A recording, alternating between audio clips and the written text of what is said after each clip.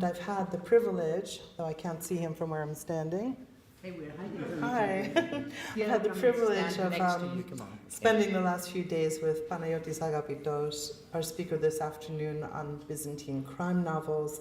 And I have found him to be an exceptional scholar and wonderful person, one who is pushing the field of Byzantine studies in new and exciting directions. And I truly hope that you will come back to UCLA and make it one of your many homes. That would be great. Welcome you back for sure.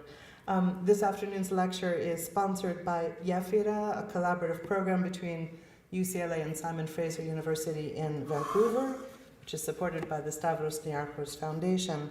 This event is further co-sponsored by the UCLA Department of Classics, the UCLA Sierras Center for Early Global Studies, and the UCLA Port Dawood Institute for the Study of the Iranian World.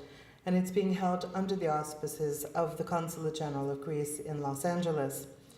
Although I have much to say about the publications and research agenda of my dear fellow Byzantinist, all extremely laudatory, I'm going to cede this privilege to the Center's Associate Director, Professor Michael Cooperson, who will also be moderating the discussion following the lecture. Michali.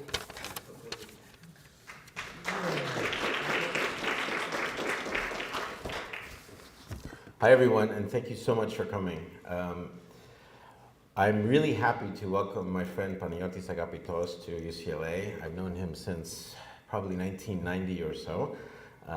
He is... Before 1990. Wow. Well, as you can see, he's an expert in all matters historical as well as literary.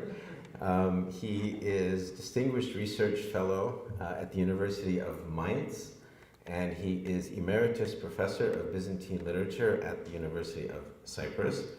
He has a very long and impressive list of publications dealing with narrative, literary history, narrative criticism, textual criticism, text editions, translations, monographs, collaboratively edited volumes, focusing on the areas of primarily on the Romance, but ranging into areas as varied as musicology, crime fiction, and the history of Byzantine studies in Nazi Germany.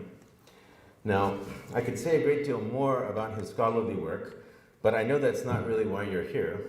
But I do want to try to introduce him in a way I think that I hope will make sense of why his work is so exciting. Yesterday, he gave a lecture on Byzantine literature that, for me at least, opened up a whole new set of horizons for how to think about that body of work as well as the kinds of things that I work on. And what he said, if I may venture to summarize, and you're here to correct me, is that we need to move away from this idea that Byzantium comes after something, or that its meaning derives from its having come after something, that is antiquity, and before something else, which is modern Greece. That it's much more interesting and productive at this point to look at how it connects to all of the other contemporaneous literary traditions, including Arabic, Persian, the Romance languages, and ranging all the way over to Sanskrit, Chinese, and Japanese. And when we look at Byzantine literature synchronically, we notice that there are an enormous number of critical similarities among the texts produced in these different regions, as well as a number of very significant differences. Does that sound like a fair summary? Super fair. Super. Thank you. And so for me, this was really eye-opening, that we can forget about whether Byzantium is in decline or anything else, whether it's a symbol of this, that, or the other, that really what's interesting and important about it now is the way it ties in with all of these other connected and entangled traditions. But again, I know that's not why you're here.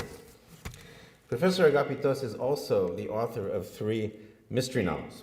The first is called The Evenino Lauto, and I have it right here. As you can see, it is not a small volume. However, it reads really well. So if you rush out and buy all 3 of them, they will get you through many a day at the beach in Greece. They're very readable and also wonderfully long. The second one is called O Chalkinos Ophthalmos, the brass eye, and the third is Medusa aposmalto, or Medusa of enamel Medusa. Is that right? Yeah. That's it. So in this one, for example, we meet in all of them Leon, who is in this novel, in the first one, ambassador of the Byzantine emperor to the Arabs. Except that he never quite makes it in the book to Baghdad, because on his way there, he and his entourage are stopped in Caesarea, where there's a murder, actually 2 murders. And so he, being the highest ranking person in the town at that point, is called upon to find out who done it. So I look forward to asking Panagiotis all sorts of picky questions later about the book, after you have a chance to do that. But for now, I will give him the floor. Panagiotis, welcome.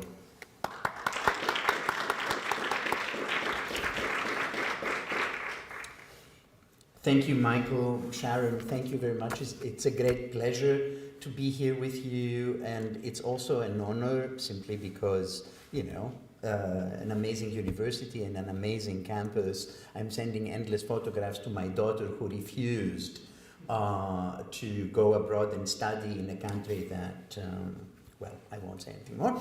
But we know each other since 1988. And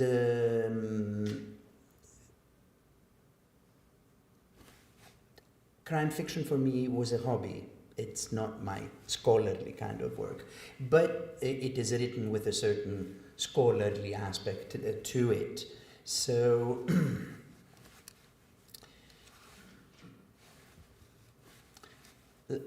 let me just say that the talk has the following structures: a little introduction, and then I will talk a little bit about the relationship between history and fiction, which is very important. I will talk a little bit about the history of the genre of crime fiction, which we take sometimes as absolutely, self-evident, but it's not that self-evident, really. And then about my own novels and what happens in them and how I have worked with them. So you will have, I would be very happy if you can ask or are willing to ask any kind of crazy question that you feel somehow springs out of the presentation. So we usually tend to view the writing of history as an objective process, supported by substantial and varied documentation, accounts, documents, memoirs, newspapers, archival material, laws, treaties, statistical information, but also other types of evidence, such as archaeological findings or purely oral testimonies. The interpretation and synthesis of all of this material is conducted by a clearly defined method or a combination of methods. Contrastively, the writing of fiction is perceived as a subjective process of imaginative creation, following different sets of practices and conventions within the various mostly prose genres authors wish to explore. No evidence or any scientific methods support the fictional story, while the readers accept fictionality as a contract of, as theoreticians of literature say, make-believe between them and the author. The readers know that what is presented is not real, but they accept it for the moment of writing, of reading, as real. This is our general understanding of differences between history and fiction. Historical fiction now, however, that's the beamer. Yeah. So, historical fiction, however, poses a problem because fictionality is transferred to a past that is in advance perceived by the readers as real. We all believe that somehow the 12th century in medieval England existed, right? Authors need to pay some attention to the exactitude of representation, be it clothing, props, settings, or even landscapes, and to character drawing, especially if historical persons are included. So you write a novel and then suddenly King Richard III, whom we know from Shakespeare plays as the bad guy, appears in your novel. You have to do something with that. Given that people, of course, spoke and behaved differently in the early 19th or the late 16th century than they do today. The further back in time a fictional plot moves, the more is the use of archaeology necessary, because written documentation decreases in volume. There is no comparison with the written material surviving for the 5th century BC in the Greek world than, for example, the First World War, just to create a contrast in size. However, writers of historical novels are mostly not scholars who specialize in the period in which the plot of their novels is situated, but they are professional authors who mostly use secondary sources for their knowledge of the past, and therefore they write with a reflection of what the secondary sources tell to them rather than going to primary sources. The reason now for this so within this context, historical crime fiction is a very peculiar case. The reason for its peculiarity lies, to a certain extent, in the history of the crime novel as a genre. After its invention in the late 19th century, crime fiction became one of the most popular and literally cheap stories to be read. In contrast to any other prose genre, authors and critics started publishing something that was astonishing, namely in the 1920s, rules on how to write a mystery story. By the 1930s, 3 distinct types of plots had developed. What is called the British cozy mystery, there is now ugliness taking place, so it's kind of relaxed. You can read it under the mistletoe. In fact, there are crime novels that have titles such as Death Under the Mistletoe. The American hardboiled crime novel, of which you know only too well given Los Angeles, and the French police procedural. These works were not considered to be part of the literary establishment proper, but as W.H. Auden pointed out in his highly influential essay with the ironic title The Guilty Vicarage of 1948, mystery novels were an escape from literature. You didn't want to read literature, you wanted to escape from it. And thus written with extremely pronounced conventions that readers knew about. Let me point out to some of these conventions which you are going to recognize yourselves now, because they are of some importance for understanding the ambivalent relation of history and fiction. A central convention is that the detective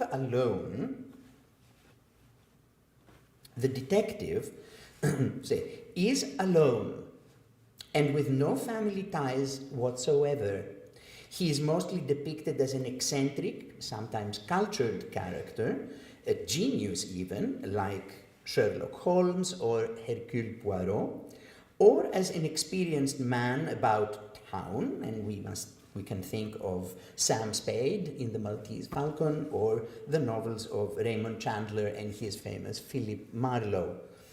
In both cases, he is a private investigator.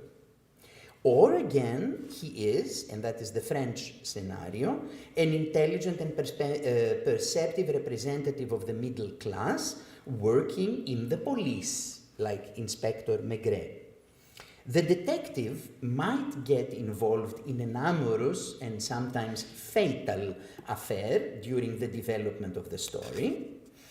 And the detective usually operates in a fixed spatial or social environment.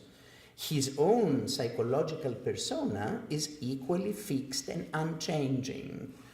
If you read the 7 novels of Raymond Chandler, until the 6th, Philip Marlowe is exactly the same person. Then something happened with Raymond Chandler, and in The Long Goodbye, he began to change Marlowe's character. But that it's not, I cannot tell you more about that. It's just something that you see. Another convention is that the central crime of the plot either has a very staged character, like in the British murder mystery, and you can think of the endless types of novels like Agatha Christie's Death on the Nile. Okay, there is a body, and then there are all these people as suspects on the little boat that conveniently is a depiction of colonial society, whereas the actual Egyptians are completely out of the picture. You see no Egyptians, there are none there. Or it appears to be almost coincidental, as in the American crime story of the older days. It's somehow, you find dead people all over, they happen, and you don't really understand what's going on until the very end when everything comes into place. The detection of the crime is based on 2 kinds of fictional logic. We're talking now about the narrative strategies. That of the crossword riddle and its complex evidence in the British type. You have to remember everything that goes on every single page because you need to find the 3rd pot of flowers where the butler has hidden something, and that is the solving the riddle. Right? Or that of the improvised narrative. It appears as if it's completely fluid and haphazard in the American and French types.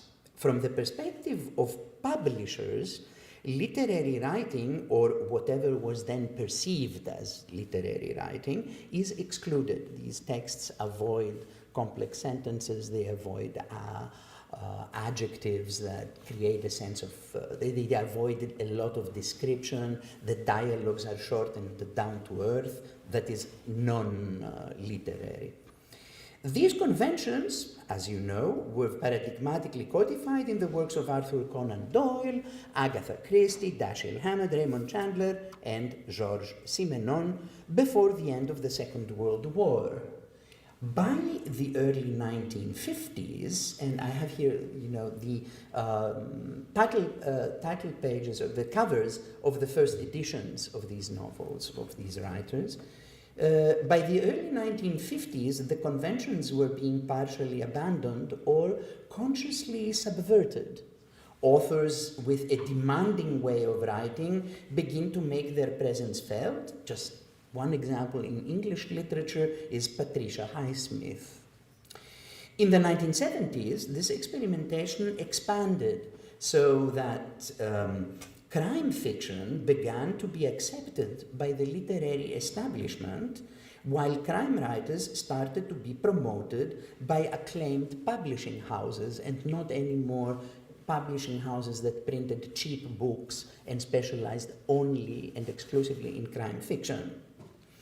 And this happened to the point that the famous British crime writer P.D. James, who is no other than Baroness Phyllis Dorothy James, and she was the house author of Faber and Faber in London, the publisher of, among others, the poet T.S. Eliot. So we are talking a completely different category of publishing house. So P.D. James wrote, in my opinion, superb novel in 1994 with the title Original Sin, which deals with the history of a family and its Nazi background in Germany, in France during the Second World War, that is set in her publishing house. James not only has her detective, the chief inspector and poet Adam Dalglish, who is a lone detective because his wife has opportunely died before the first novel, so he's a widower. So the detective discusses the genre of crime fiction, but she also parodies herself as a naive writer of cozy mysteries who falls victim to the murderer. This is the point where the genre has actually reached a point of self-understanding and presents itself and its practices to the public by parodying the publishing house, the detective, and the crime writer. In these new novels, now written by authors in many different countries and languages, the role of the detective ceases to be clear-cut. Good and evil lose their well-defined borders and begin to mix. Style becomes much more individual. The characters take on psychological depth. Violence is vividly represented, while sex is openly acted out. We see it happening. Most importantly, female detectives make their appearance, particularly as police officers, and that's very interesting because thus these characters, these women characters, offer the possibility of negotiating gender roles in a gendered world like that of the police. And one that I like particularly is Sarah Paretsky's novels from Chicago with her police officer V.I. Warshawski, whom we only very rarely at some point learn that the V.I. stands for Virginia Iphigenia. Okay.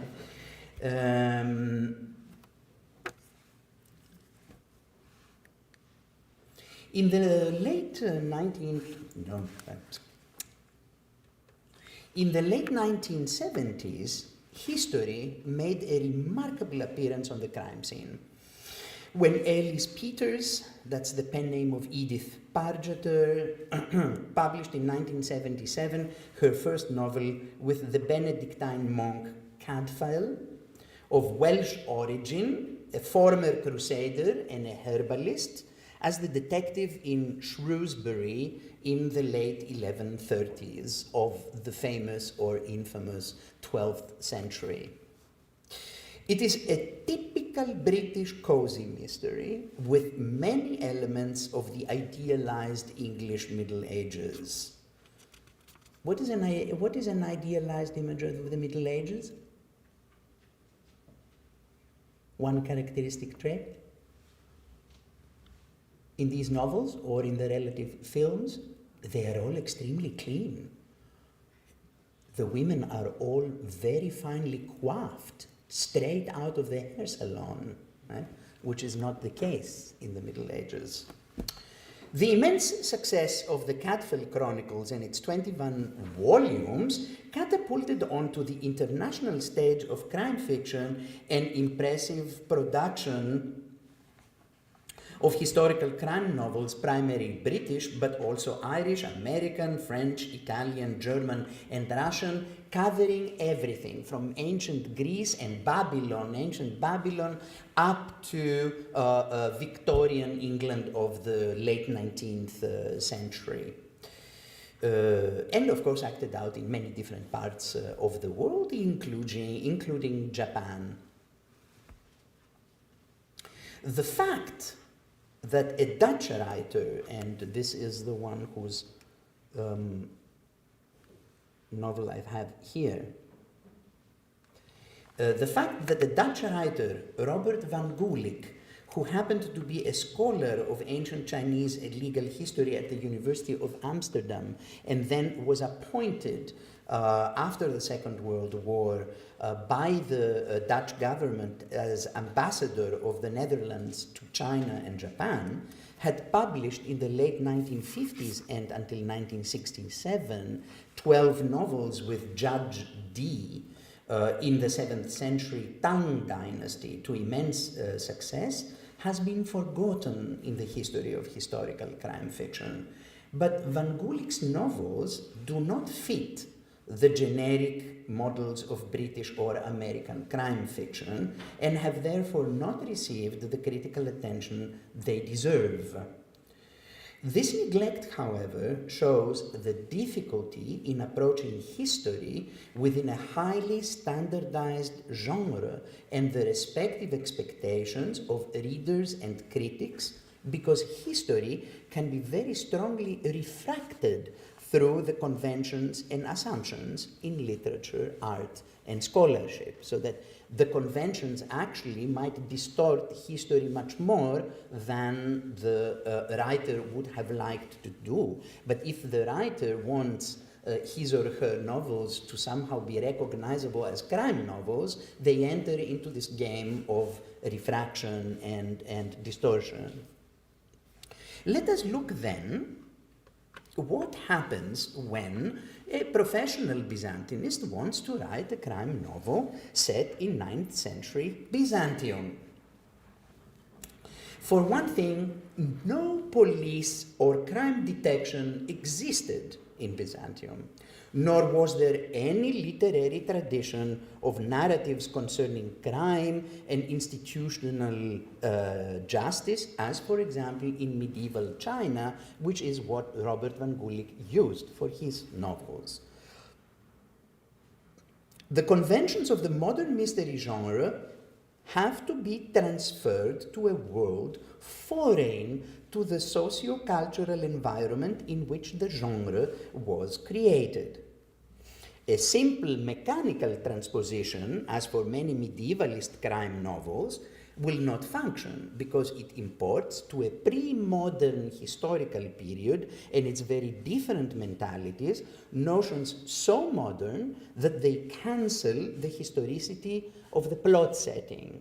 And what happens is, if you read some of these medievalist, in particular, novels, you have a kind of Agatha Christie type of plot, which you recognize immediately, just with medieval costumes, okay? But not something that relates to the actual social conditions of the 12th, 11th, 15th century, whatever you choose to write in.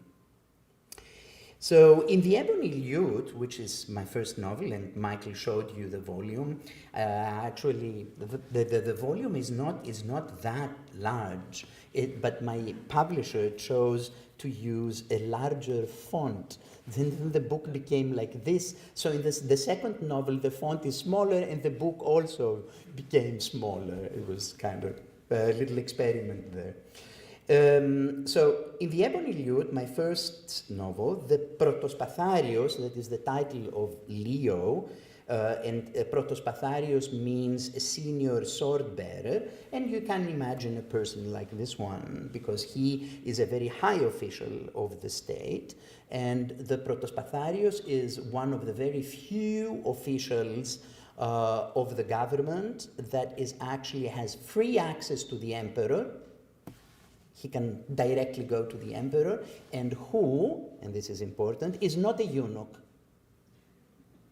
Because free access was granted only to officials that were eunuchs. And the reason was that eunuchs could not become emperors. So they could not, because they were mutilated. So there was no way that, or it was not possible for a eunuch to stage some kind of coup in which the emperor would be murdered. But the Protospatharios is one of the few officials who actually is not a eunuch and can go to the emperor. So Leo is 32 years old in the first novel and fictively born on 15 September 800. He lives alone in his house with his trusted old servant. He is a learned, high-class Constantinopolitan gentleman who plays plucked instruments and owns a luxurious Arab ebony lute, while he is a dedicated reader of the ancient Greek erotic novels that were being copied and read at the very time that Leo lived in Constantinople. He comes from a family of judges and therefore has himself an legal education and heads as protoasikritis, that is now his job title, which means senior secretary. And he heads the imperial chancellery under the young emperor Theophilos, who reigned from 829 when he ascended the throne at the age of 16 and died in 1842 from a very strong flu that he caught. And you can see here a very fine golden coin of Emperor Theophilos of around 835 with something that looks like a real portrait of him as a person. Leo in the novel did not marry. This is now the lone detective model, that's the problem. Did not marry because he was forced by his father to take up a position in the Ministry of the Interior, and also because he was rejected by the woman he had fallen in love with when he and she were 16 and in school, they were schoolmates, and still suffers pathetically in the manner of exactly the heroes in the Greek romances he reads. All of this allows the convention of the lonely detective to function in a Byzantine context.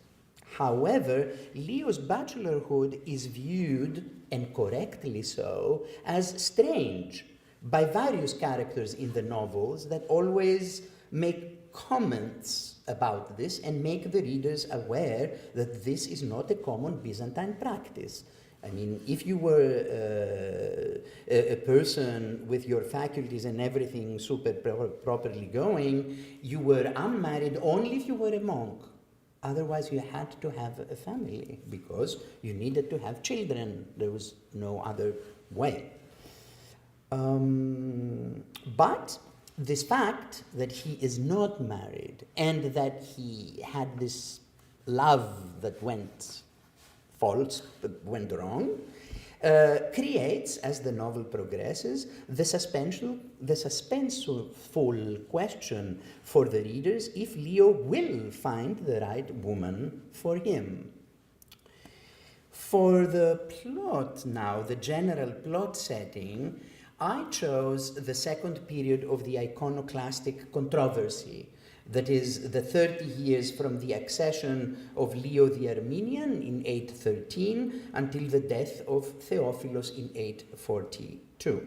This is a period of Byzantine history practically unknown to the broader public in Greece for a number of reasons, and let alone elsewhere. I mean, if you ask who knows of the second phase of the iconoclast, what are iconoclasts? You know. However, this period is an age of social and administrative changes, a period where important reforms in the judicial system were taking place, and where Emperor Theophilos himself insisted on justice as a major component in the proper function of society. And this is from a Byzantine manuscript of the 12th century, where we see Theophilos actually dispensing justice, and he gives a command to the prefectus urbi, so the prefect of the city of Constantinople, who is something like the minister of the interior and at the same time the mayor of Constantinople, to execute a group of criminals.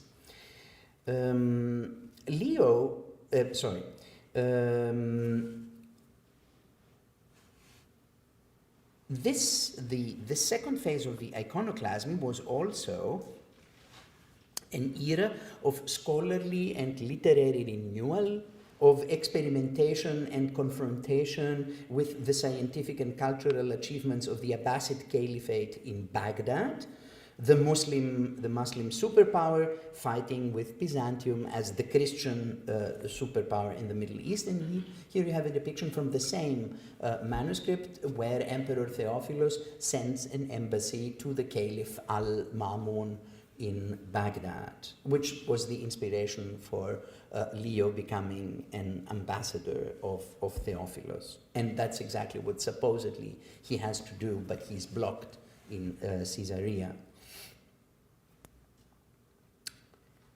Finally,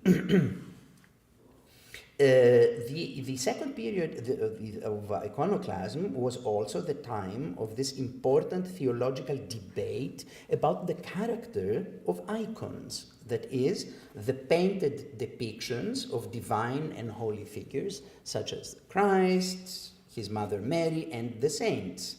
This debate about do we depict saintly figures and do we adore them? And if we adore them, what do we adore? Do we adore the saint, or do we adore simply the material that is in front of us? So what is the relation between the material depiction and the depicted person? And this debate played a role, a very important role, in the understanding and function of the visual arts within Byzantine society in many different ways. Therefore,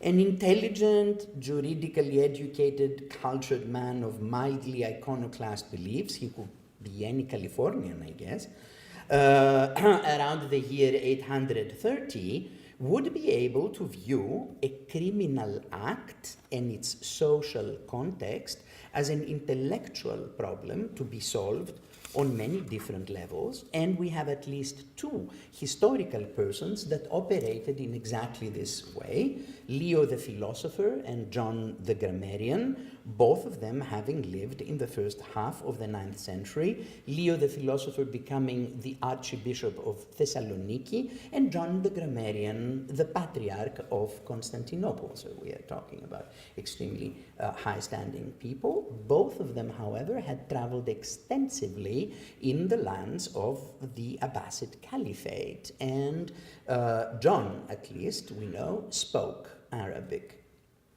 Moreover, to make the crime fit into a broader context, I drew political history into the plot by making Leo an ambassador who is sent by the emperor to different kinds of tricky political and diplomatic missions. In the British cozy mystery, the space of crime is usually well-defined setting, like the house in the countryside, a boat, a train, a summer resort. The actual setting is more or less irrelevant as long as it offers the framework for solving the puzzle-like murder with the many suspects.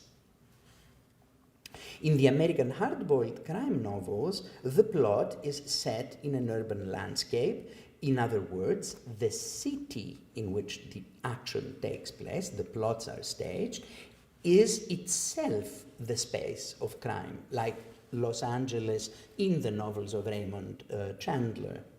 Only the French crime novels are more flexible in their use of space, so they often take place in cities or outside of Paris or in summer resorts and things like that, but they are mostly set in Paris nonetheless.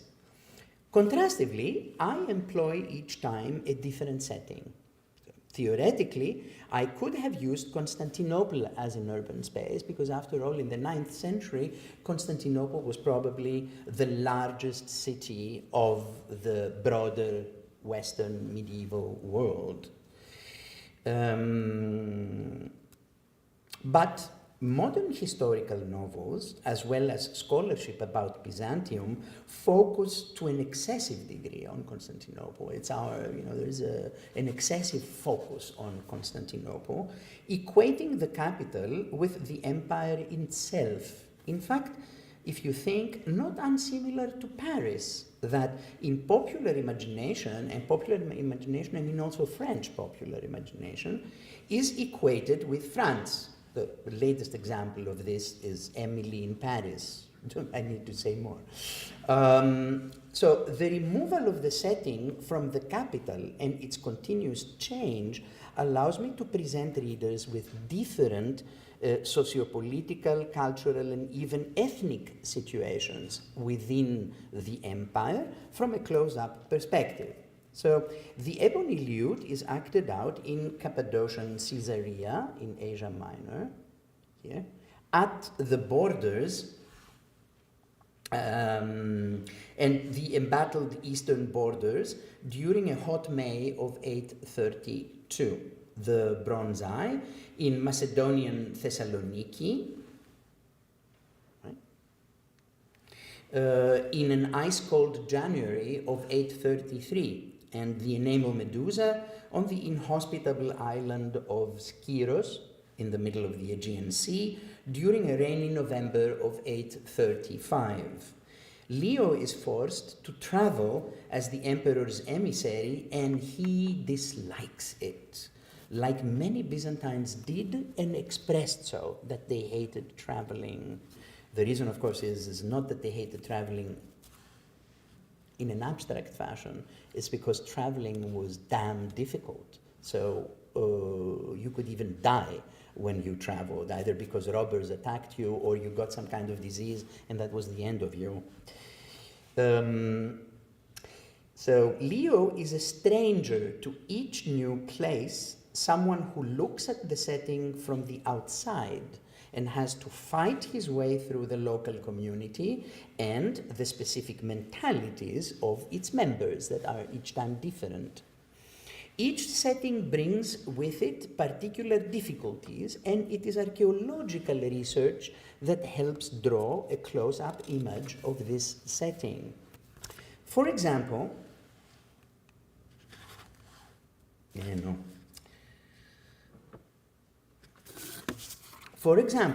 the substantial archaeological work done over the past century in Thessaloniki allowed me to reconstruct in broad outlines the environs of the city in the Byzantine shape of the riverbank of Axios and the coastline of the Thermaikos Gulf. So what you see here is a copy of the official military map of every single district of Greece that I got from generously from the Minister of Defense, the Ministry of Defense, on which I gradually reconstructed, and these are the black lines, the original coastline of Thermaikos and the river itself, the major village in the area. And here you can see Thessaloniki, that is a very small, from our perspective, town, in contrast to the broader environs of the urban Thessaloniki today. Furthermore, archaeology and my dear archaeologist friends in Thessaloniki helped me to reconstruct in greater detail the various places within the Byzantine town where the action takes place. For example, the palace of the governor in the novel is situated within the remains of Emperor Diocletian's palace of the late 3rd century, and the house of the imperial emissaries. The house of the imperial emissaries is this building here with the number 31. You see it? And you see it is next to this kind of octagonal structure building. The house of the emissaries can be placed, if we put it on a satellite map, it's the yellow circle of the modern town. The blue here is just for your personal interest. The blue line here is the coastal line of Thessaloniki in the 9th century. So all of this comes at a much later stage, and the city looks completely different today because it's much longer built into the sea than it used to be, creating the problem of having the metro and what kind of station in this area, because it's of course underneath all full with water, so how do you dig and drill to get the metro down? And not that I want to excuse the government for having created a huge mess with the Thessaloniki metro.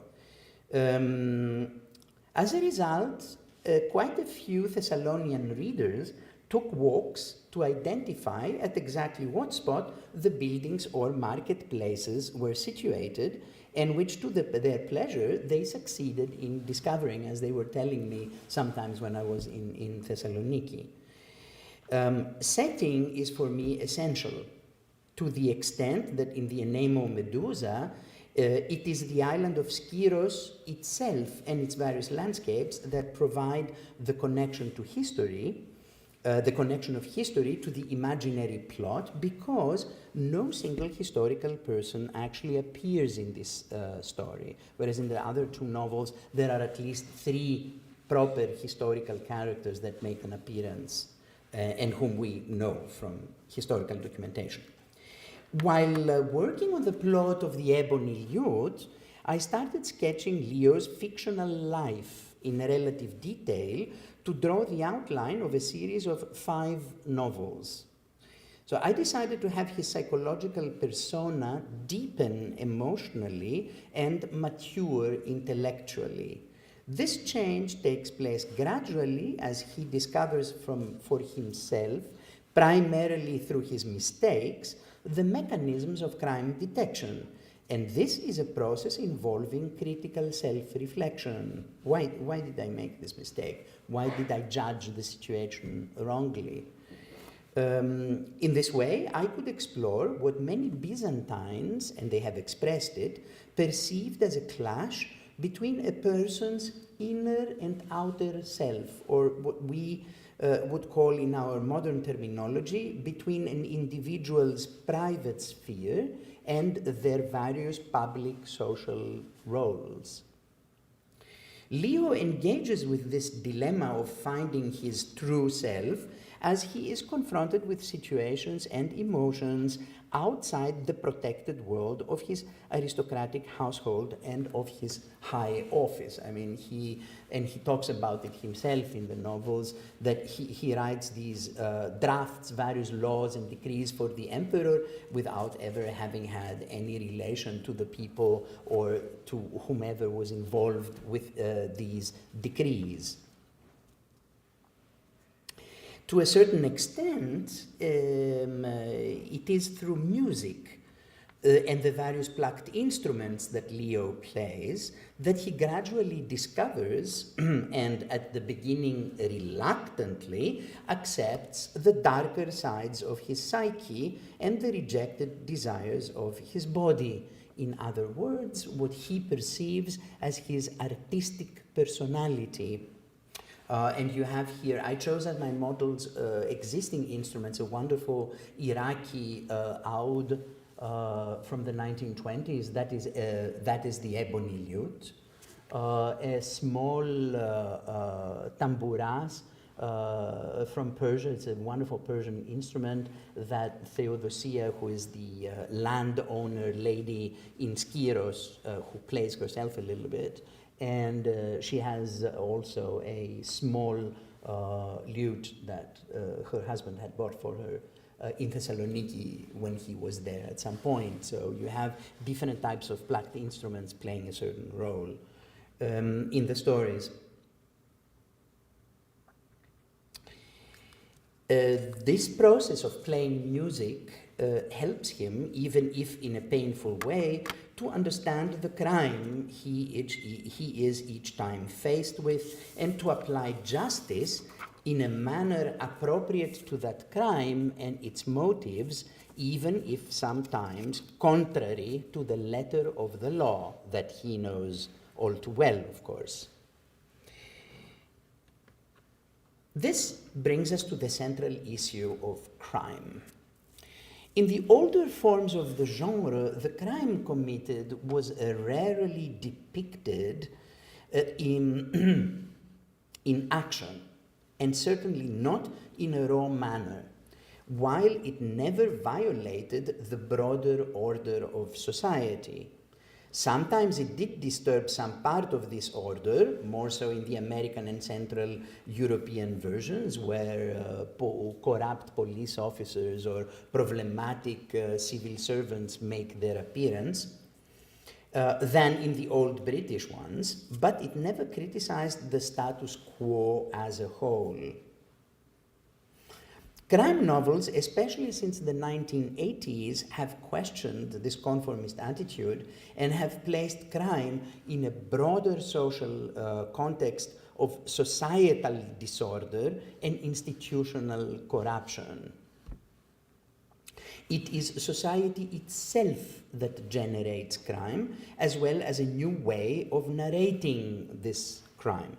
On the one hand, character as a formative element of crime becomes of secondary importance because crime is a societal and not a personal issue. On the other hand, narrative now allots much more space to the depiction of violence and violence in action in extremely cinematic ways, and sex, of course. While it has become generally far more cinematic in its use of an action-packed plot and the techniques involved in this. Recent British writers of historical mystery novels integrate this new attitude into their plots. As a result, medieval crime and sex look very modern. You think that you read a modern type of crime and a modern scene of sex. And this is not how it was in the Middle Ages for a number of reasons. Here, I again chose a different path. Instead of inventing crimes on my own, I created them out of the material offered by the Byzantine sources. I took as my starting point the penal chapters of law collections and the surviving collections of judicial decisions, for example, in representing the crimes in the Ebony Lyud and the respective punishments Leo allots to each of the perpetrators. I further used stories of crime and lust reported in historical and hagiographical works of the period. I also copied acts of violence depicted in illuminated manuscripts. Like, for example, the scene of flogging here in this manuscript, I took it and used it in the beginning of the second novel, The Bronze Eye, in Thessaloniki. As strange as some of the crimes or sexual behaviors in my novels might reflect to a substantial extent the Byzantine criminal and sexual imaginaire, what they thought, the Byzantines thought was crime and sex. In this way, the plots are drawn from within Byzantine culture and then partly shaped by the conventions of the genre. In order to give depth to this perspective from within, I have presented the plots through Byzantine narrative techniques. Let me mention just one example. All three of my novels begin with an ekphrasis. Let me mention, ekphrasis is an ancient rhetorical term used by the Byzantines to characterize a fully developed narrative description of a large painting. So the execution scaffold with mutilated corpses in the middle of an arid Anatolian plain, seen by Leo, opens shockingly the Ebony Lyud. The marketplace of Thessaloniki, seen through the eyes of the old stylite monk who is perched on his column in the middle of the marketplace, or a black warship crossing the Aegean on an autumn evening before a storm, as described from a distance by the third-person narrator. For most readers, the narrator's perspective, modern readers, of course, resembles that of a film camera. And so, the Byzantine rhetorical technique of enargia, or translucent discourse, is perceived as something very modern. But if you read Byzantine ekphrasis, you will find exactly this kind of feeling that you're seeing something through an imaginary camera.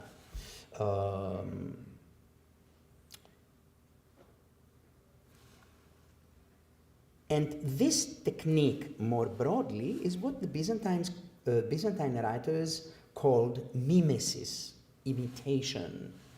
The term referred to a complex system of recreating the literary device and the rhetorical style, but not necessarily the actual words, of a specific author of older times, but sometimes also contemporary authors. So beyond stilistics, I also applied mimesis to the narrative structure of my novels.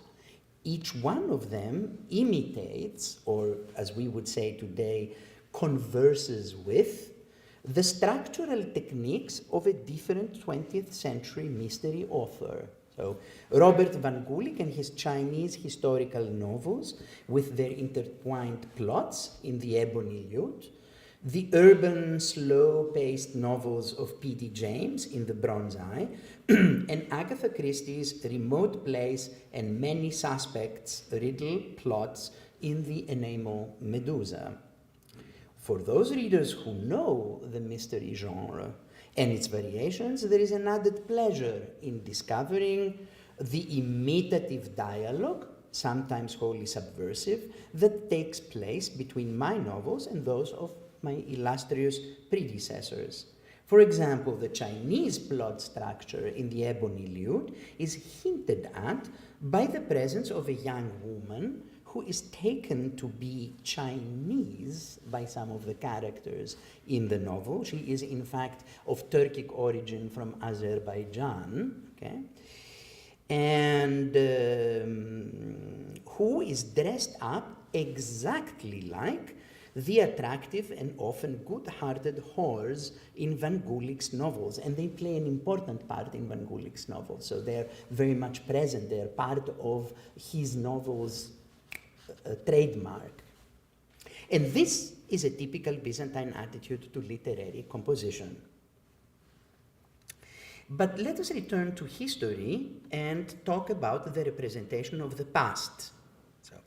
The professional Byzantinist has selected all the necessary material from his wonderful scientific laboratory to construct his Byzantine mystery novels, giving an authentic flavor to the plots. And in his own manner, he is very happy with that. But is what the reader sees the real Byzantium of the 9th century? We should be reminded that it is practically impossible to reconstruct and reconstitute even the early years of our own lives, much less to reconstruct a past age in its totality. This is because we rely in our comprehension of the past on memory and order. Memory operates through a complex system of selection, while order imposes on the selected material a sort of uniformity and coherence that the past does not have. History is more of a layered coexistence of disorderly discontinuities rather than a flowing progression of orderly continuities. In this sense, my writing resembles the forging of old paintings.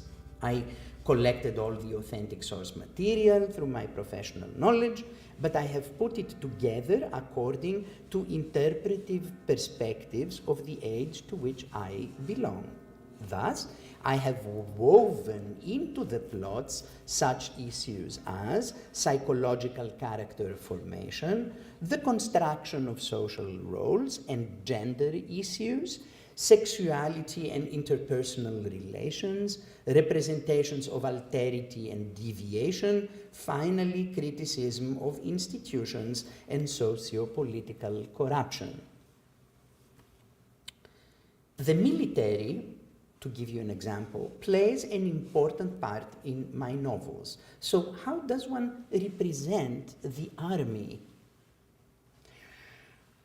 A typical military illustration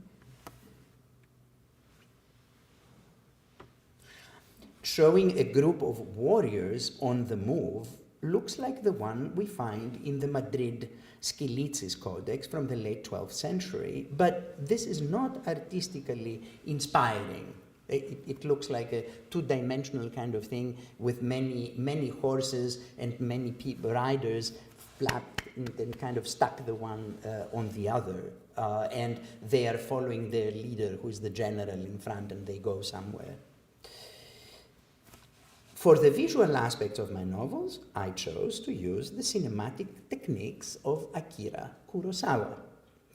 Many of his most famous movies take place in Japan of the 16th century, an age of brutal civil strife and clashes between the samurai feudal world and a new military order, such as The Throne of Blood of 1958 and Rebellion of 1985, adaptations of Shakespeare's Macbeth and King Lear, respectively. Kurosawa's approach to history was modernist and archaic at the same time, as he used the archaic worlds of Shakespearean mythology for his plots.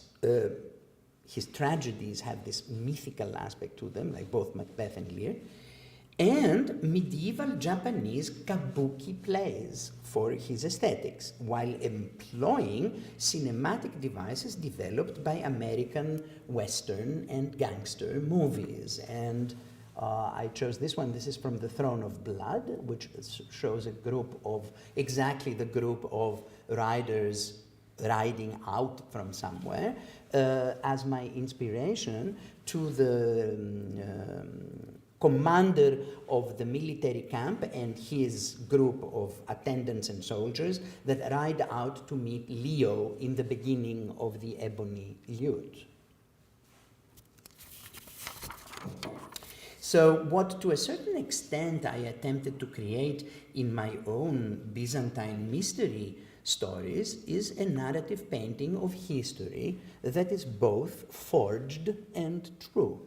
Forged in that it never existed as such, true in that it is a conscious reinterpretation of the past via the present, as well as it is an artistic dialogue with past and present stories, memories and images along the path of a blood-stained narrative.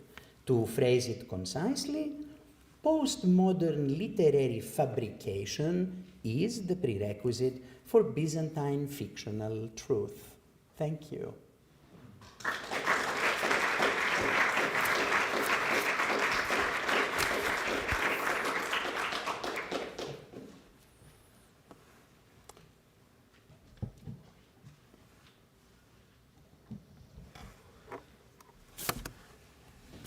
Do we need some light? I think we're going to get some light. Thank you so much. Sure. And you all wonder now what that is that I've put there, huh?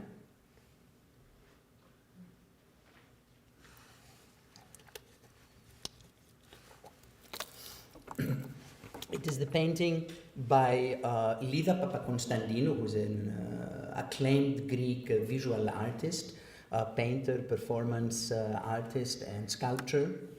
And in 2008, she produced a series of paintings under the title, the general title, Barbie is Dead.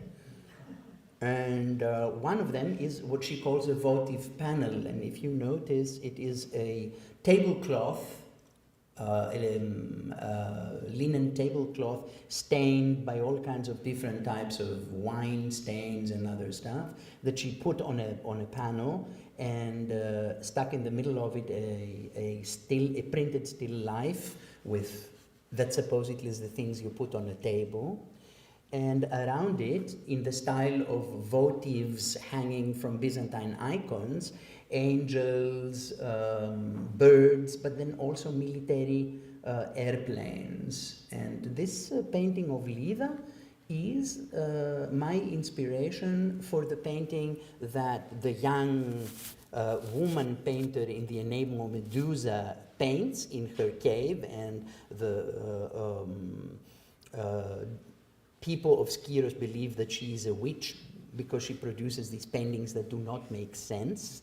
And Leo visits her because he has a feeling that something is going on there and that somehow she could be, for him, useful in understanding something about the crime.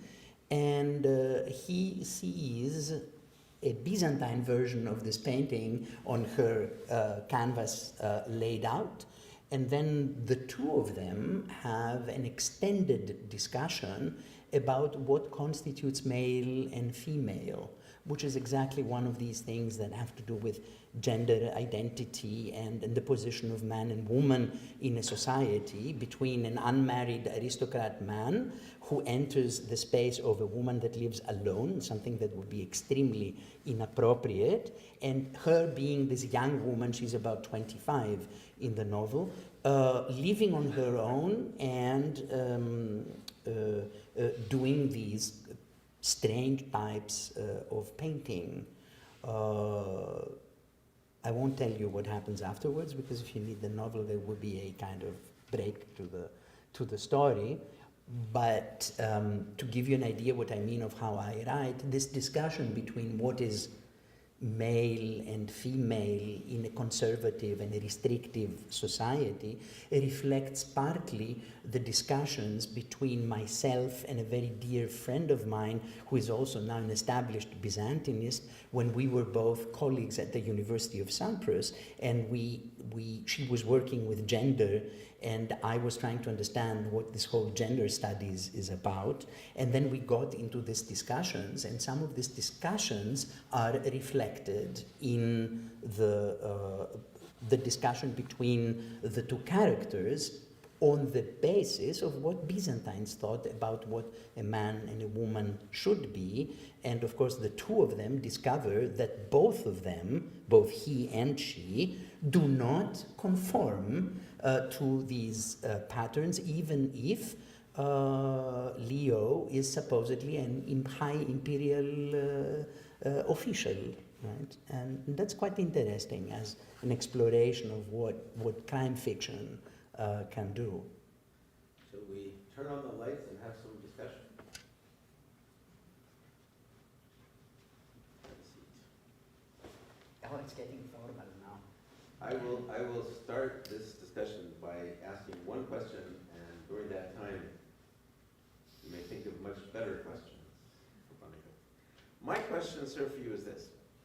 It's been argued that the point of crime fiction, or detective fiction, is that reason triumphs over evil, which is a reassuring thing to think. And so for that to work, you need some idea about how reason operates, and some idea about how evil operates, and probably also, well, as you alluded to, it helps to have, in some genres, to have faith in institutions like the police and the government. But mostly it's about reason triumphing over evil. Having read the first novel, it didn't quite feel to me that that's what you were trying to do. That Leo doesn't simply represent reason in the way Sherlock Holmes represents reason. And he doesn't really represent compassion the way, for example, Warshawski sometimes does.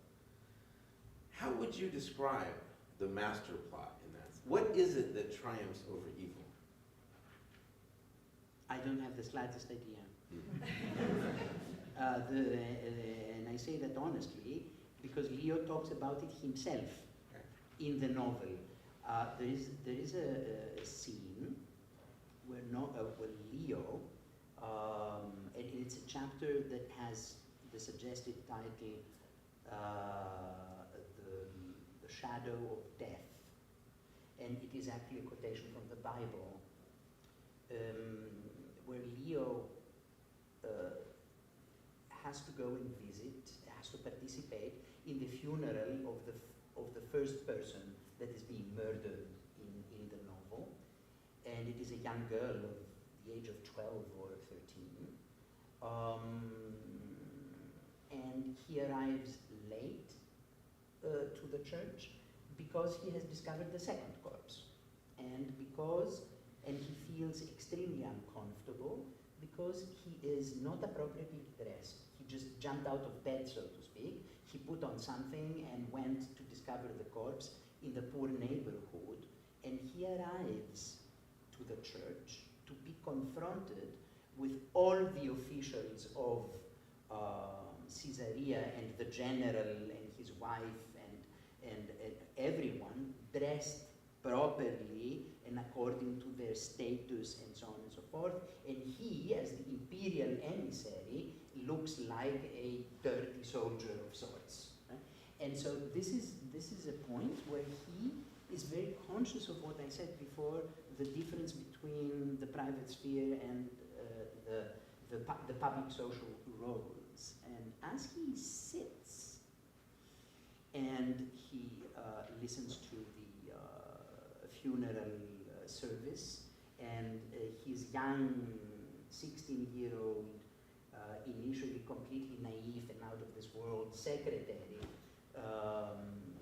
delivers a short funeral oration on the murdered girl. He thinks that here the state is and society is represented in this wonderful order, and it's like a huge big tree with its roots in the ground, and everything is stable. And then he realizes, but nothing is stable, because injustice is there, the crime is there, nothing has been done, I have made mistakes, the second person has died, so what is justice? What am I doing here? And he thinks about it, while at the same time the things are going on around him, and it is with this sense that he needs to find a way to reinstitute this picture of the big tree whose roots are prospering and being strong rather than being eaten up by crime and evil. So he does have this sense, but he also understands that this is not possible unless everyone does this and follows it, which of course no one does.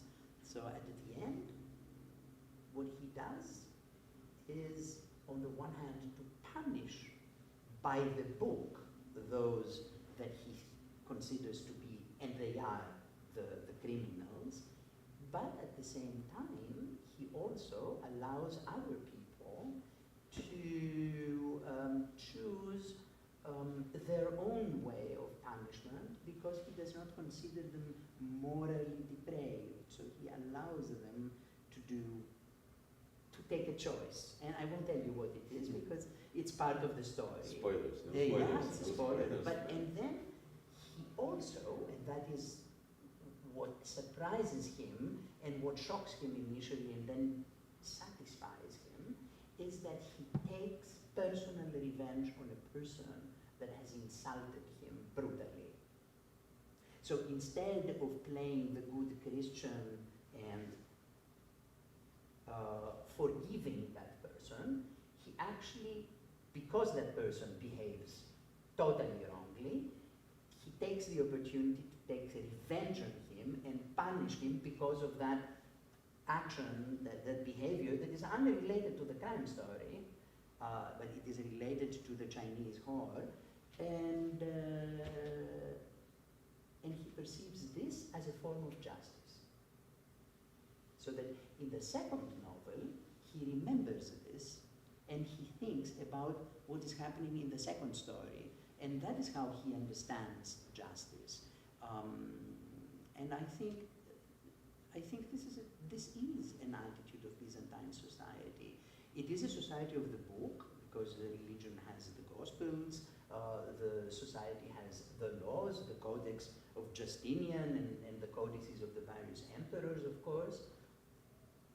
But Byzantines were very flexible, and they used a term for that. There was a term they used, that you could do things not necessarily by the book, but by common sense of the situation. And this common sense approach is what is called economia. I think Professor Gerstel has a comment or a question.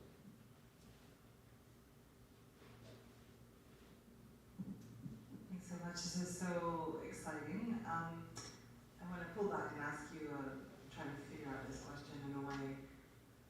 I know you as this amazing scholar of Byzantine literature. Now you've created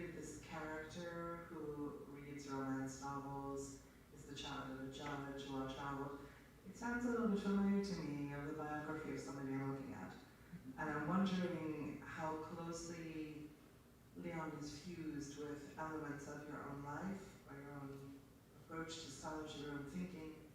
And then once you're so deeply invested in a character, how do you pull back to then become again a scholar of Byzantine literature and write a study of Byzantine literature? How do you then separate again from this deep immersion in the culture, and this new understanding in a way of walking the walk of Leon to become Professor Agapitos? And that's the $1 million question, right? Well, let me say first that you are absolutely correct. Leo, to a substantial extent, has many of my social characteristics, because I come from an upper middle class family, which is more or less what Leo does, and my family is a family of lawyers, as Leo's is the case. And the worst part of his personality, Leo and I have the same zodiac sign. And if you know what zodiac sign the 15th September is, then you can also figure out what my zodiac sign is. As a result, and I chose that not because I am projecting on Leo my own emotional world, which is not the case, but it helped me to get close to him and to create someone whom I would probably like, but also be able to criticize and to fix certain aspects of my personality with him. So he thinks he's unattractive, but he is actually attractive. And the issue is that it allowed me to make him three-dimensional from the very beginning. And this is a technique that I have used in all of the novels for many different characters. So a lot of people in my novels are people who are my friends, my family, and so on and so forth. Sometimes they like the way we are depicted, sometimes they don't like the way they are depicted. My wife, for example, hated the character I chose for her, and I can disclose this to you because it relates to Leo and his history. In the second novel, Leo is confronted in Thessaloniki with a woman who has been sent on a secret mission by the empress, who is iconophile, Empress Theodora, the wife of Theophilos, to warn the Archbishop of the city that the emperor is sending an emissary who is actually going to check out of him, and if he has some kind of intentions of going against the state, because the state is iconoclast, and that emissary is Leo, and that woman is the famous poetess Cassia, whom we know today as Cassiani, and who was the young 16-year-old girl that he had fallen in love with. So the two of them, after something like 17 years of not having seen each other, are confronted in being enemies, well, in some kind of way. And I chose my wife for that, because I could really create the character really as I wanted her to be: serious, strict, wanting things to be done properly, not stepping back from her opinion, and at the same time sexy and attractive. Okay? And well, she didn't like that I said that Cassia had a somewhat larger kind of nose, which my wife has, but she managed to get over that. Or similarly, the Arab prince in the Ebony Lute is a very old friend of mine who is our best man. He married my wife and me, and he is the ideal, I thought he was the ideal character to represent the prince. Now, I'm saying this about the Leo has the same zodiac sign like myself, because if you live in a society like the Byzantine society that doesn't know anything about psychology and psychoanalysis in our sense of the words, right? They knew about the psyche, but they did not know about, Sabi ego and subconsciousness and so many other things, and perceived as much of evil being coming from the outside. It's the influence of the devil. How do you make a psychoanalytical approach possible, historically somehow plausible, but yet interesting for modern readers? And so what I did is that I chose astrology and the zodiac signs. So the characters are all built upon the zodiac sign system, which the Byzantine recognized as a system of understanding character. And so many of, like the Arab prince, he is like an out-of-the-book Gemini male, exactly like my friend and best man, and recognized himself in the Arab prince immediately. He said, ah, it's me. I said, don't you love it? He's a great guy. I said, no, what are you doing here with me? So, but the truth is that it's not the characters that gave me difficulty to step, what you said, Sharon, to step out of the novels. I mean, I lived with these characters a lot, and I had partly a great time with them. The difficulty is the narrative itself.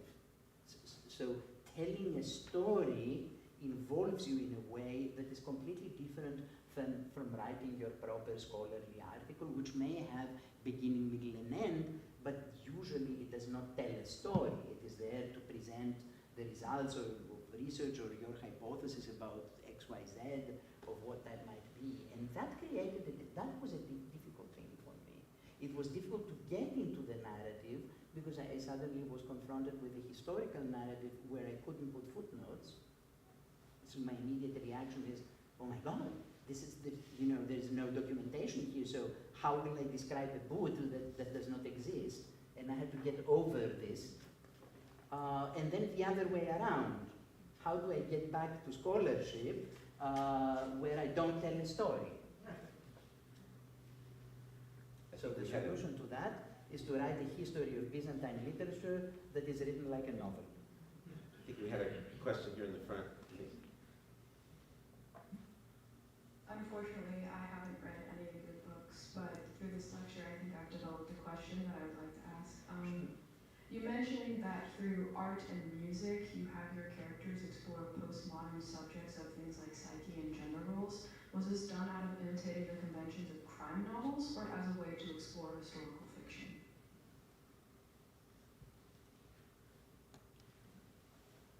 The use of such subjects, topics, and so on, they have to do, first of all, with my own personal interests, and the fact that I do not write historical fiction as some kind of abstract reconstruction. I write it because it is a way for me to talk about today, but in the manner of things that I know. Because I'm not a man about the street as Philip Marlowe.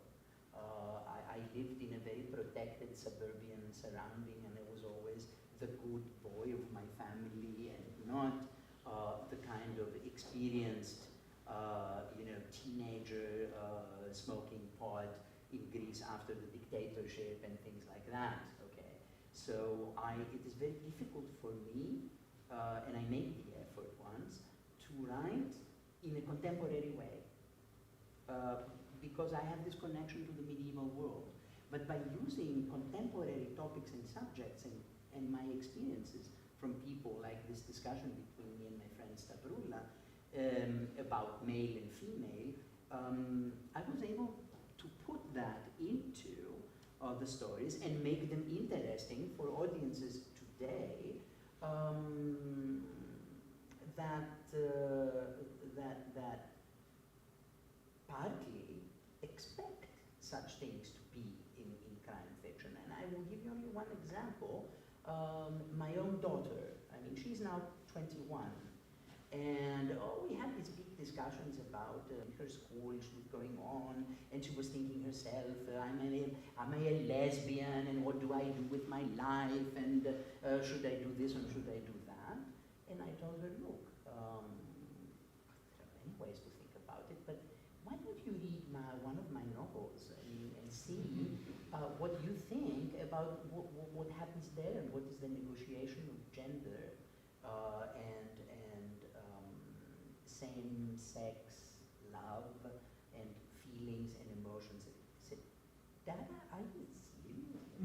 I'm going to read your novels. I mean, that has nothing to do with me. I said, okay, try it or do not try it and you will see. And then at some point, the next summer, she picked it up and then she realized that she was confronted with a situation that was very close to her problems, because in the Ebony Youth there is a character who is accompanying the prince, the Arab prince, and that character is a young boy. And the two of them are lovers. And that is something that comes from a very strong Arabic tradition of homoerotic poetry and so on and so forth. And the adjutant officer of Leo falls in love with that boy. And that boy and his feelings for that boy are totally against anything that Byzantine society and Byzantine law allowed. And he decides to go and find the boy. And the boy responds to him. Big spoiler coming up. No, that's You not, can't- because that's the story. And then I won't tell you what happens. Okay. But the thing is that then Zoe, she read that thing and she said, hey, you are not that old-fashioned as I thought you were. And that for me was a very good thing, not because she was my daughter, but because this story spoke to a then 18-year-old. And I think that is an important part of writing a novel. Even if it's historical fiction, it doesn't mean that it has to be an escape from contemporary problems, but you look at them in a different kind of way. I don't know, how do I... Yes? Gentleman here, I think this. Thank you very much. Just to go straight to my question, you said about character and formative years and character formation. I understand that common sense and economy at the time would be something similar to what we understand it today, common sense, practical things. For this character, can you tell us a little bit about the background of their education? For example, in the court of Constantinople, they would have the Bible, they would have Homer, they would have probably Plutarch, who knows what. And then we have the people in Thessaloniki who don't have access to these resources. What would be the contrast in education of a public official in Constantinople and somebody who would be in the provinces, if this question makes sense? Well, first of all, let me just say that the people in Thessaloniki certainly had school and the same kind of access to the education that the Byzantines have. And we have a wonderful example from the very 9th century, which are these two young aristocratic men of Thessaloniki, Konstantinos and Methodios, who end up to be the apostles of the Slavs, right? Cyril and Methodius. They are educated in Thessaloniki, move to Constantinople, become officials of the Byzantine state, are sent to the Slavs, and become those who actually create the first written alphabet of the Slavic language in order to translate the Bible into. That's a Thessalonian achievement. But the thing is, education on the whole in Byzantium, at least in this period, and more or less up to the 11th century, consists of a pretty straightforward, three-structured, three-tier system. You have to first of all to learn to read and write the Greek language, and this is done by using exclusively the Psalms of David from the Old Testament.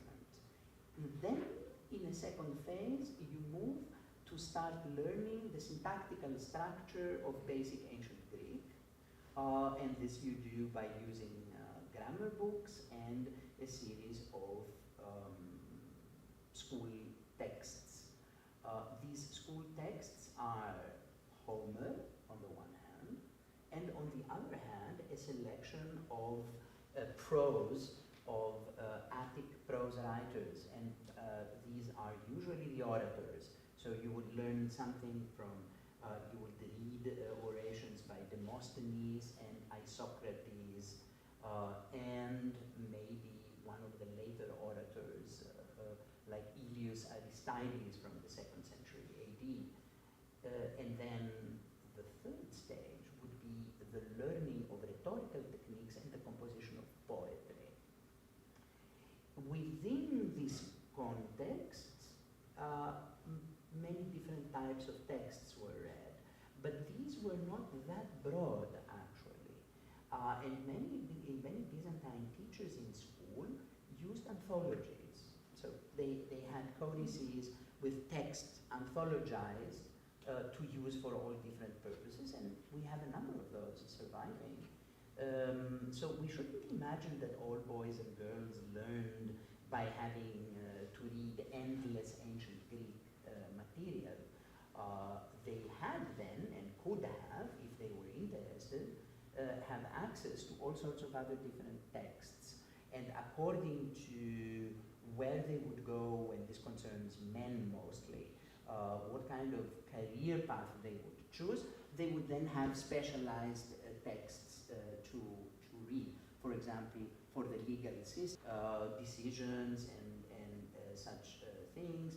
But if they would go into church and into senior ecclesiastical administration, they would have to read a substantial selection of orations, again primarily, which means sermons by the fathers of the church of the early period, up to approximately, so I mean Basil of Caesarea, Gregory of Nazianzus, and up to the 8th century with John of Damascus. But the Byzantine system of education is you can see that it is there in some kind of way, but it is not organized or structured like some kind of modern system.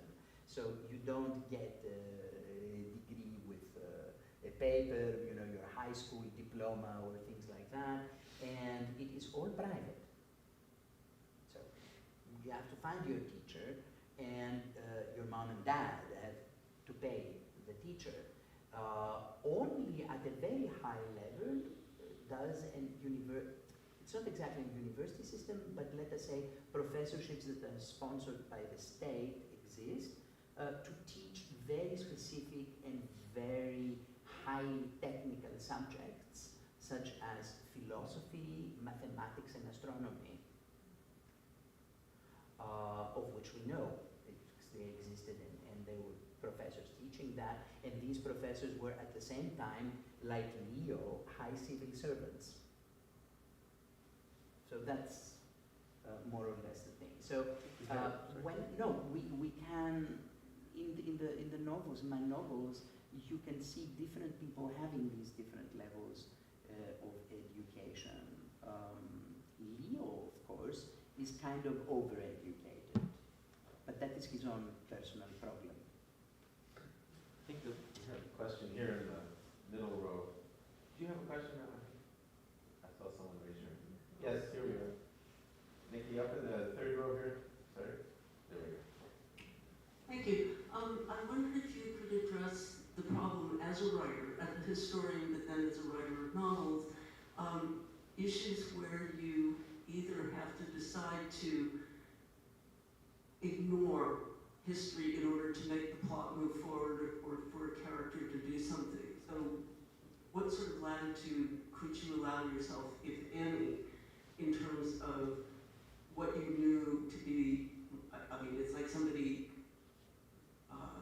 skipping an event because it didn't suit, or I was struck with this. I was wondering, did boys and girls learn together? Because you said, Leo, you said sometimes they did. Yeah. So for example, whether that's within the realm of what what really did happen, but how much latitude did you give yourself as an author of fiction, and how much did the historian say, no, you can't fudge that? Yeah.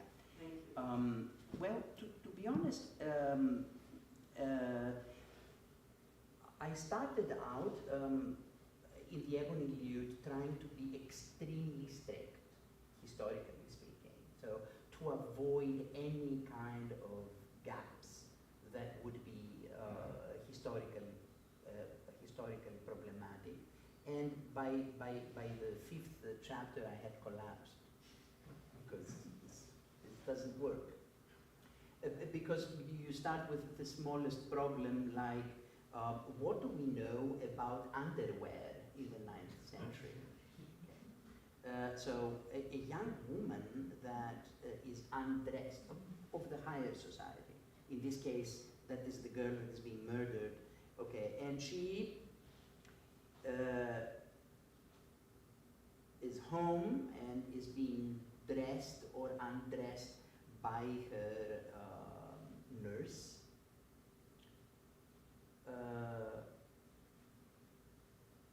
We know something about the external clothing because we can look at the manuscripts. But what does she wear under that? How is it? What do we know?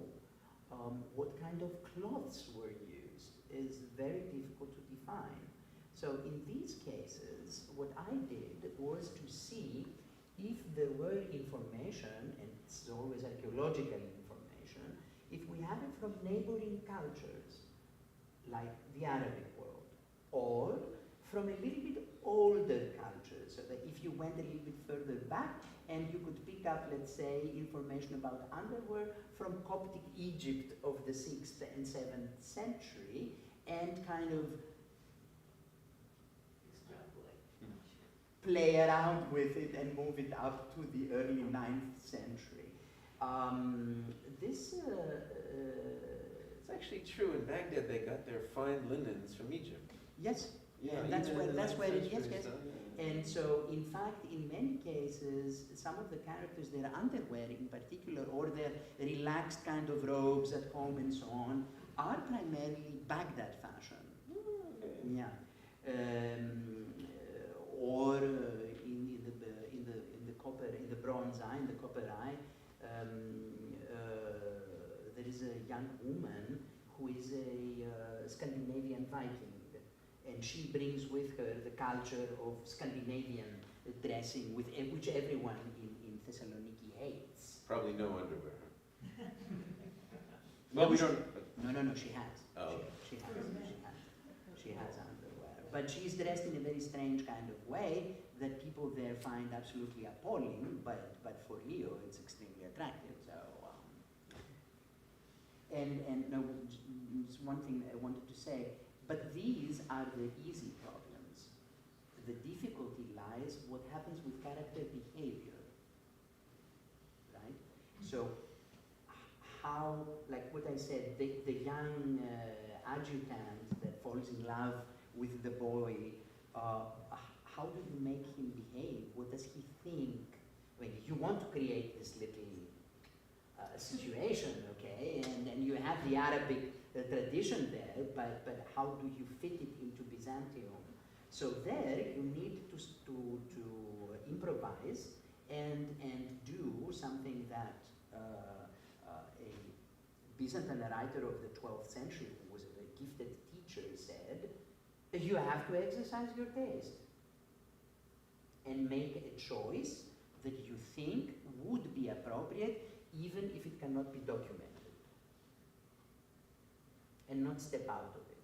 And I must say, initially I was extremely anxious about how my Byzantinist colleagues would read these novels, because the specialists, I mean, your peer club, and usually our peer club doesn't necessarily like what we do. They're after us, but amazingly enough, they loved them.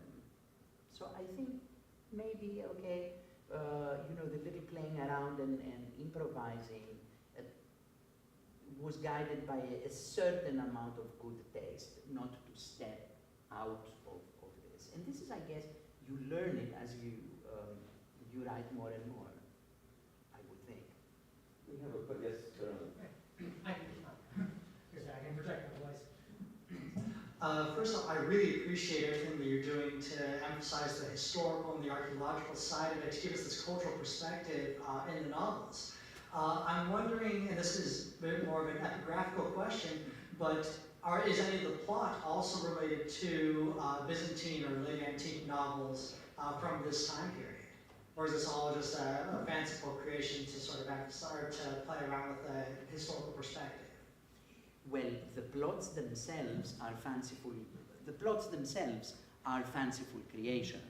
However, the ancient novels, and I use specifically two of them because they were the best sellers in Byzantine times, and we know that they were read by people because there are manuscripts already from the late 10th century surviving, and these are Heliodorus' Ethiopian story, the Ethiopita, and Achilles Tatius's in English Latin pronunciation, Leucippe and Clitophon, okay, which is Lefkipi and Clitophon in Greek.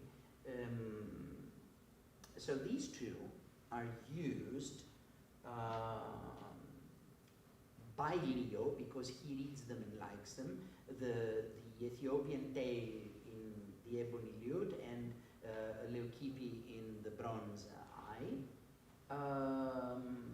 as ideas for understanding the behavior of people in the places where he is, because he feels that these ancient novels tell something that is truthful and that he can relate to, being himself, you know, spurned in love and so on, and he plays this kind of, oh my God, I cannot speak to a woman, and what can I do? He has his big theme that he tries to get over this trauma of his, and that's how I use them.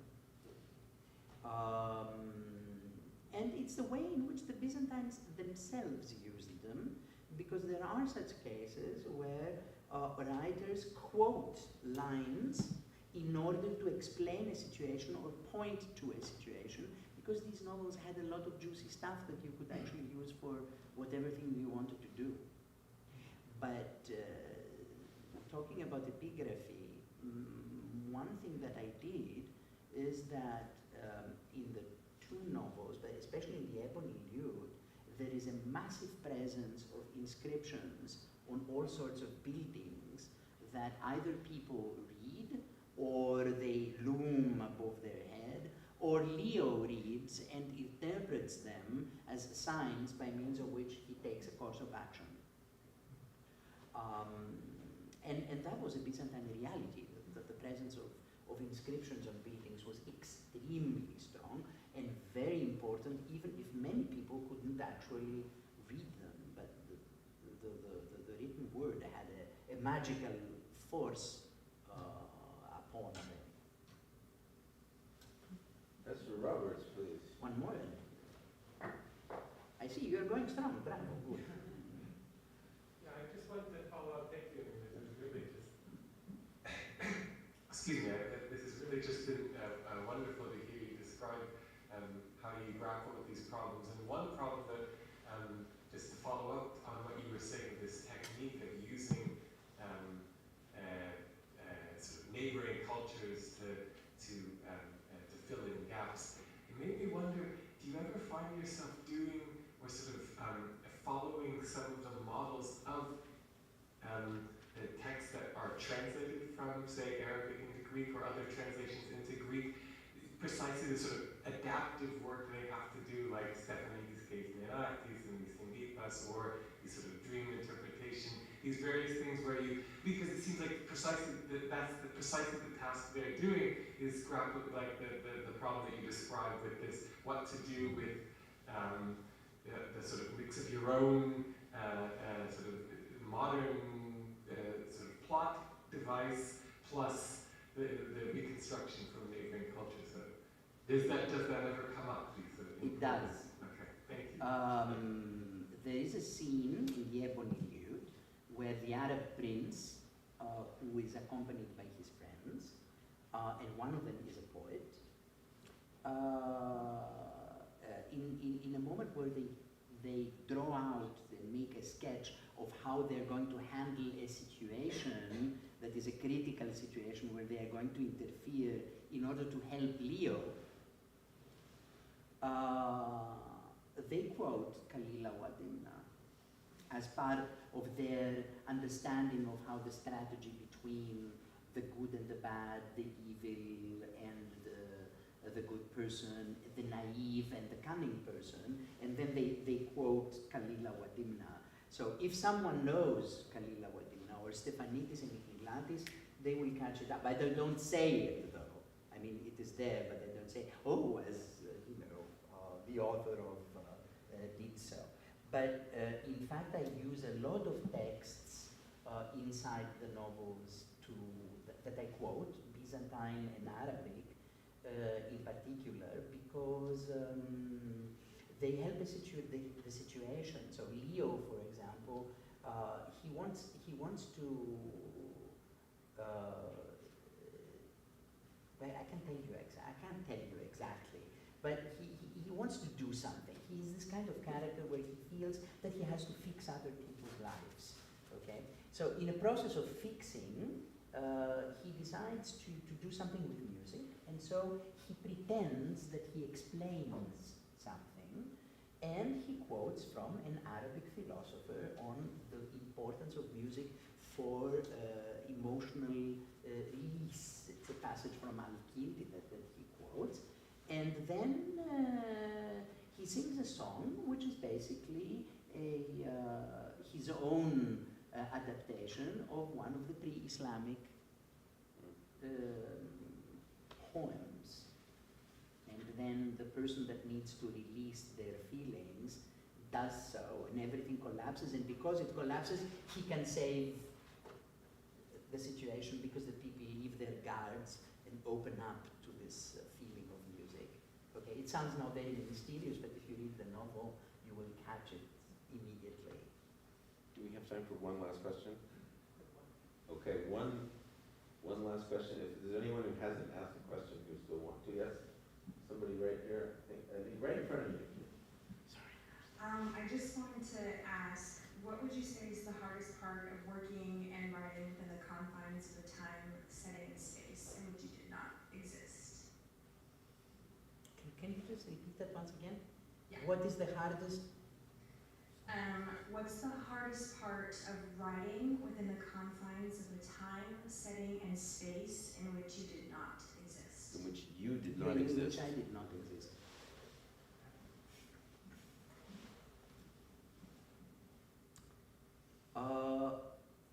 I think that the thing that for me was the most difficult is dialogue. Yeah. Always.